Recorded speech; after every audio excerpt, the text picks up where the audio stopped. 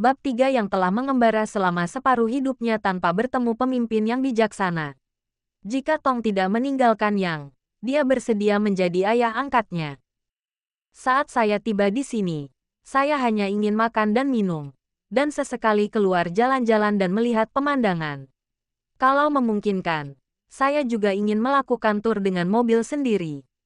Ternyata sulit untuk mengubah sifat seorang otaku. Tetapi dia tidak benar-benar ingin mengubah dirinya sendiri.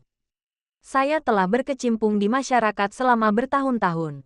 Saya pernah mengantar makanan, memindahkan batu bata, dan mendirikan warung makanan ringan pinggir jalan. Di masa lalu, dia pernah berpikir tentang cara membuat dirinya populer dan menarik. Namun kemudian, saya tidak dapat bekerja lagi saat bekerja di luar. Jadi saya tinggal di rumah untuk menulis novel dan menjadi blogger video pendek. Penghasilannya tidak banyak setiap bulan, tetapi cukup untuk memenuhi kebutuhan sehari-hari. Kadang-kadang, ketika saya memiliki lebih banyak, saya dapat memberikan dukungan kepada keluarga saya. Masa tinggal yang panjang di rumah ini membuatnya menyadari satu hal, yaitu lebih baik menikmati diri sendiri daripada menyenangkan orang lain. Apa yang dipikirkan orang lain tidaklah penting. Yang penting adalah apa yang Anda pikirkan. Tiba-tiba terdengar ketukan di pintu. Su yang segera berdiri dari kursinya dan berjalan cepat menuju pintu. Pada saat ini, seorang pelari berdiri di pintu. Dia mendongak ke arah Su Yang dan bertanya, "Halo, Wu Runner. Apakah ini Tuan Su? Berapa nomor terakhirnya?" 7712. Ya. Su Yang segera mengangguk, dan pihak lain memberinya sebuah kotak kertas. Porsinya agak berat. "Terima kasih atas perhatianmu." "Terima kasih." Su Yang segera mengulurkan tangan untuk mengambilnya dan buru-buru mengungkapkan rasa terima kasihnya. Ya, si pesuruh pun tersenyum dan mengangguk, lalu berbalik dan bergegas pergi. Setelah menutup pintu, Su Yang tidak membuka kotak itu, tetapi merapikan meja komputer terlebih dahulu. Dan mencuci piring lagi. Menggigit. Tuan rumah mencuci piring dan merasa segar melihat kompor yang bersih dan rapi. Hadiah. 200 yuan. 6. Ini bukan sebuah sistem sama sekali. Ini sudah pasti sang bapak baptis. Yang telah mengembara selama separuh hidupnya tanpa bertemu pemimpin yang bijaksana. Jika Tong tidak meninggalkan Yang, dia bersedia menjadi ayah angkatnya. Setelah membersihkan kompor, dia menyeka tangannya dengan tisu.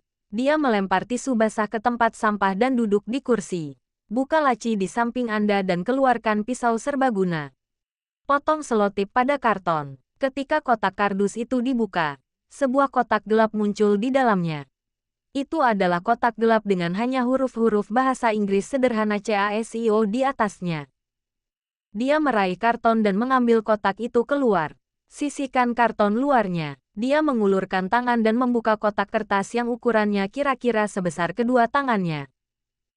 Di dalamnya terdapat kotak besi berbentuk sangkar segi 8 yang dibungkus busa gelap pada satu sisi.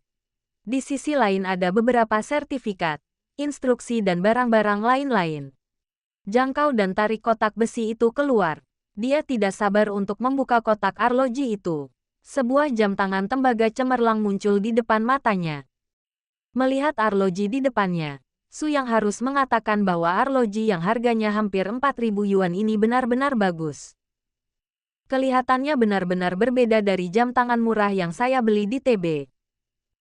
Dia mengulurkan tangan dan mengambil jam tangan itu, merobek lapisan plastik pada pelat jam, lalu mengenakannya di pergelangan tangannya.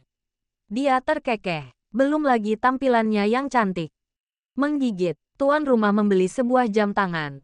Menurutnya jam itu tampak bagus, dan dalam suasana hati yang baik. Hadiah, 888 yuan. Saya melihat saldo sistem dan jumlahnya sudah 77.141,48 yuan. Dengan kata lain, saya tidak hanya bersenang-senang hari ini, tetapi saya juga menghasilkan puluhan ribu dolar. Rasanya enak sekali. Menghabiskan uang sama dengan menghasilkan uang. Untuk menghasilkan uang Anda harus mengeluarkan uang. Merasa sedikit bingung, Su Yang merapikan dirinya, lalu berdiri dan berjalan keluar rumah. Di lantai bawah, Su Yang mengangkat tangannya untuk menghalangi sinar matahari. Cahaya bersinar melalui jari-jarinya ke wajahnya. Matahari sore yang hangat menyinari tubuhnya, membuatnya merasa hangat dan mengusir rasa dingin di sekitarnya. Suasana hatinya seperti angin sore, tidak sombong dan tidak pula tidak sabaran. Dengan tangan di saku, dia berjalan menyusuri jalan dan mencapai halte bus. Sambil duduk di kursi, dia memandang sekeliling kota. Dulu, dia akan melihat ponselnya setiap kali keluar, entah menonton video pendek atau membaca novel. Jika tidak, mereka akan sibuk dan tidak sabar berjalan-jalan di jalan. Sudah lama sekali ia tidak bisa tenang dan memperhatikan kota ini dengan saksama. Dia berusia 22 tahun. Sudah beberapa tahun sejak saya memasuki masyarakat. Dia telah berada di Ducheng selama 3 atau 4 tahun. Tetapi dia selalu merasa tidak pada tempatnya di tempat ini. Dibandingkan dengan hiruk-pikuk kota besar, ia justru lebih menyukai ketenangan kota kecil. Di kota-kota ini, nampaknya ada penghalang antara orang-orang, dan ada rasa jarak di antara setiap orang. Tidak banyak sentuhan manusiawi, hanya pertukaran kepentingan antara orang-orang. Di kota-kota kecil, arus orang tidak begitu besar, dan semua orang merupakan wajah yang dikenal di tempat-tempat yang sering ditinggali orang. Saya memindainya dengan ponsel saya. Su yang berjalan ke baris terakhir bus. Menggigit, sang pembawa acara duduk di tengah kerumunan namun tampak terpisah dari kerumunan, mengamati dunia, dan mentalitasnya berangsur-angsur menjadi damai. Hadiah, 2 yuan. Siapa yang Anda sentuh di sini? Kamu bicara tentang siapa 2? Keluhan dari sistem adalah yang paling mematikan. Dan wajah tua Su yang memerah. Dia batuk kering. Aku mengulurkan tangan dan membuka jendela mobil, menikmati angin sepoi-sepoi yang menerpa wajahku. Melihat pejalan kaki yang terburu-buru di jalan. Di kota-kota tingkat pertama seperti ini, laju kehidupan berlangsung cepat.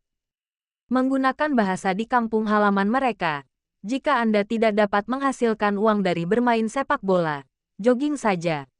Wajah semua orang penuh dengan kekhawatiran. Meskipun tahun baru Imlek semakin dekat, tidak banyak senyum di wajah orang-orang yang berjalan di jalan. Tahun baru Cina sekarang tampaknya tidak lagi sama seperti sebelumnya. Dulu, saat tahun baru Imlek mendekat, wajah semua orang dipenuhi senyum dan suasana gembira menyelimuti seluruh kota. Namun sekarang tampaknya berbeda. Mungkin karena kepribadiannya yang malas. Dia tidak suka sibuk atau terlalu banyak hal yang bersifat utilitas. Baginya, semuanya cukup saja. Cukuplah jika penghasilanmu cukup untuk makan dan minum. Dan cukuplah jika kamu bisa punya tempat tinggal. Bekerja keraslah ketika memang harus. Dan nikmatilah ketika memang harus. Tidak lama kemudian, Su yang tiba di Jalan Chunxi yang terkenal. Su yang belum pernah ke tempat ini selama bertahun-tahun. Karena tempat seperti ini paling dapat mencerminkan tingkat kelas sosial. Lihatlah pria-pria tampan dan wanita-wanita cantik di jalan. Memang benar, ada banyak pria tampan dan wanita cantik di sini. Dengan tangan di saku, Su yang berjalan di jalan. Melihat toko-toko mewah itu, saya mendengar bahwa Jalan Chunxi memiliki volume transaksi lebih dari 100 miliar yuan setahun. Tetapi saya tidak tahu apakah itu benar atau tidak. Jalan-jalan komersial yang menduduki peringkat 3 teratas di negara ini memang sesuai dengan reputasinya. Setiap tahunnya pada hari libur, Jalan Chunxi dipadati jutaan pengunjung. Seperti yang diharapkan, masih banyak orang kaya. Su yang berjalan di jalan, memandangi gadis-gadis cantik yang tampak tak kenal takut. Ada lelucon bahwa pria trendy tidak takut panas. Dan pria energi tidak takut dingin.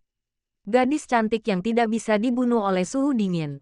Dan pria trendy yang tidak bisa dibunuh oleh suhu panas. Melihat gadis yang mengenakan pakaian tebal di tubuh bagian atasnya dan artefak bertelanjang kaki di tubuh bagian bawahnya, Su yang sedikit curiga. Benarkah ini tidak dingin? Tapi memang benar kakinya terlihat bagus. Hah, Su yang, tiba-tiba terdengar suara terkejut. Dengan nada ragu dan geli di nada bicara lawan bicaranya, kupikir aku salah lihat. Seorang gadis, mengenakan setelan jas hitam kecil, dan celana setelan hitam ramping melilit kakinya yang jenjang. Dia mengenakan sepasang sepatu hak tinggi berwarna hitam, dan tumitnya mengeluarkan suara renyah yang menyenangkan saat menginjak ubin lantai. Sepatu hak tinggi melilit kaki mungilnya. Dia mengikat rambutnya menjadi ekor kuda, tampak sangat menawan, dan riasan tipis di wajahnya menambahkan sentuhan pesona dewasanya. Su Yang menatap gadis di depannya dan merenung selama 2 detik. Wajah yang familiar namun asing itu membuatnya tidak dapat mengingatnya. Aku, apakah kamu lupa? Pandangan Su Yang beralih ke lencana orang itu. Melihat nama di atas, tiba-tiba aku tersadar. Oh, gelombang Song Xiao Xiao. Kan? Aku tidak mengenalinya setelah dia berganti pakaian. Dia makin cantik gelombang. Menggigit, pembawa acara bertemu dengan teman-teman lama dan mengenang masa mudanya sebagai mahasiswa. Hadiah, 2.888 yuan. Su Yang menatap gadis di depannya sambil tersenyum. Penampilannya bagaikan lukisan yang dibuat dengan cermat, dengan fitur-fitur yang jelas dan garis-garis yang elegan dan halus. Sepasang mata besar yang cerah berbinar penuh kecerdasan dan misteri, seakan bisa melihat isi hati orang. Mendengarkan kata-kata Su Yang, dia tampak sedikit malu dan menundukkan kepalanya, sambil mengusap-usap pelipisnya dengan tangan indahnya, seolah sedang membelai rambutnya. Namun mata itu sudah cepat melirik pakaian Su Yang, dan saya sudah punya gambaran kasar tentang harganya di benak saya.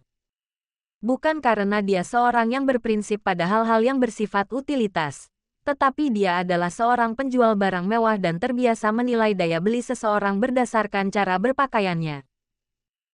Dia menatap lurus ke mata Su Yang, sudut mulutnya sedikit terangkat. Lama tidak bertemu. Kamu tidak datang ke reuni kelas sejak lulus. Apa yang sedang kamu lakukan akhir-akhir ini? Aku tidak sibuk, hanya jalan-jalan gelombang. Su Yang mengangkat bahu dan mengangguk untuk memberi isyarat kepada pihak lain untuk mengobrol sambil berjalan. Apakah kamu bekerja di sini? Su Yang juga menatap langsung ke mata orang lain. Kalau dulu, Su Yang mungkin sudah kehilangan kendali atas pandangannya dan matanya pasti akan mengembara.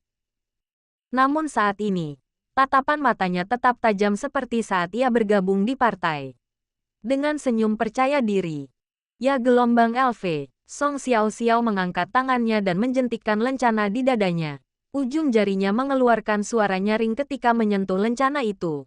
Ada sedikit rasa lelah dalam kata-katanya. Saya sangat lelah. Saya berhadapan dengan berbagai macam orang setiap hari. Tahun baru akan segera tiba. Kurasa kinerjamu akan membaik. Su Yang memiringkan kepalanya dan menatap orang lain. Bagaimanapun, pembelian besar selama tahun baru Imlek tampaknya menjadi kebiasaan bagi kebanyakan orang. Banyak orang tidak keberatan berfoya-foya sebelum tahun baru Imlek. Hehe, itu benar. Song Xiao Xiao tertawa. Tawa polos ini langsung menghancurkan aura adik perempuannya. Apakah kamu akan pulang kampung untuk tahun baru tahun ini? Aku akan kembali sebentar lagi. Su Yang melengkungkan bibirnya. Kurasa aku harus masuk lagi saat aku kembali. Ya gelombang, Song Xiao Xiao juga sakit kepala. Selama masa ramai festival musim semi, semuanya penuh sesak, termasuk kereta bawah tanah dan kereta api berkecepatan tinggi. Sekalipun naik pesawat, bandaranya akan sangat padat dan membingungkan. Ketika aku mendongak, aku melihat orang di mana-mana. Saya sudah sampai. Song Xiao Xiao berhenti dan menunjuk ke toko di sebelahnya, merasa sedikit tidak puas. Saat bertemu dengan teman-teman sekelasnya yang sudah lama tidak berjumpa, ia masih ingin mengobrol, tetapi tokonya sedang ramai, jadi ia hanya menyempatkan diri untuk makan saja. Tepat sekali, aku harus membeli 2 set pakaian untuk dipamerkan saat aku pulang kampung untuk merayakan tahun baru. Su Yang menggelengkan kepalanya, itu juga bisa dianggap sebagai dukungan untuk teman sekelas lama. Aku akan memberimu beberapa penampilan. Jangan lupa untuk mencari beberapa manfaat untuk keluargamu. Song Xiao Xiao tertawa ketika mendengar ini. Kamu masih memiliki selera humor.